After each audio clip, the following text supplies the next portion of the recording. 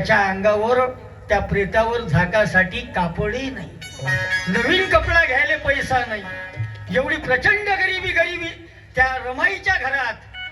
पण त्या मूर्ती रमाई कधी डगमगल्या नाही. त्याच्यातूनही मार्ग काढला. रमाईनं स्वतःच्या जुन्या लुगड्याचं एक पान फाडलं आणि तेच आपल्या राजरत्नाच्या अंगावर टाकलं आणि त्यांचा अंत्यविधी केला. काय त्याग आहे, काय संघर्ष आहे. बाबासाहेब विदेशात शिक्षणाला गेले, इकडे रमाई बाबासाहेबाचा संसार सांभाळत आहे.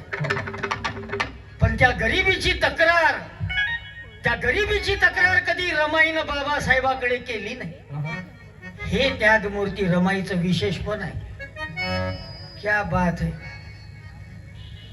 माझा कार्यक्रम रमाई जयंतीच्या निमित्तानं ठेवला. नदी आटली कष्टाने रमाईच्या, दुःखाची नदी आटली.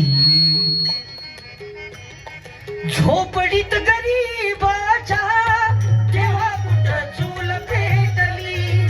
कष्टाने रमाईच्या, दुःखाची नदी आटली.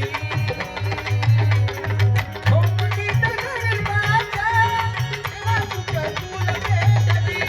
झोपडीत गरीबाच्या तेव्हा कुठं चूल पेटली. ज्या लोकांच्या घरात माझ्या रमाईच्या त्यागानं चूल पेटली असेल त्यानं रमाईच्या नावाची एक टाळी वाजवून द्या.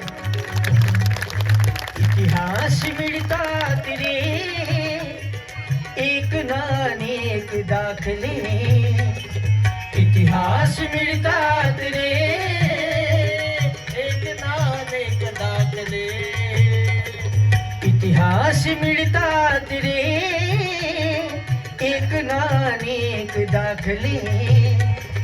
आयुष्य ओवाळुनी आम्हावरी टाकले.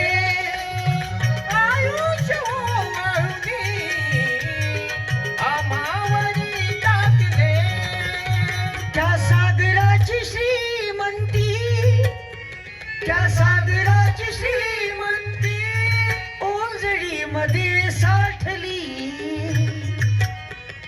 झोपडीत गरीबाच्या तवा कुठं चूल पेटली. कष्टाने रमाईच्या या दुःखाची नदी आटली.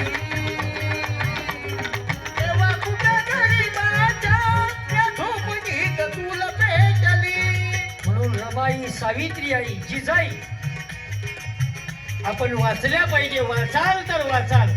तुम्ही माय मावल्या जर जागृत झाल्या तर क्रांती करू शकता.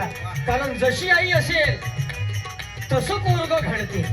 म्हणजे आई जर इकडं प्रबोधनाच्या कार्यक्रमात येत असेल तर पोरगही मागोमाग आल्याशिवाय राहणार नाही. आई विहारात जात असेल, मंदिरात जात असेल, सामुदायिक प्रार्थनेला जात असेल, पोरगही मागोमाग गेल्याशिवाय राहणार नाही. आणि आईच जर दिवसभर तारक मेहता का उलटा चष्मा पाहत असेल तर ते पोटही पोपटलाल सारखं निघाल्याशिवाय राहणार नाही.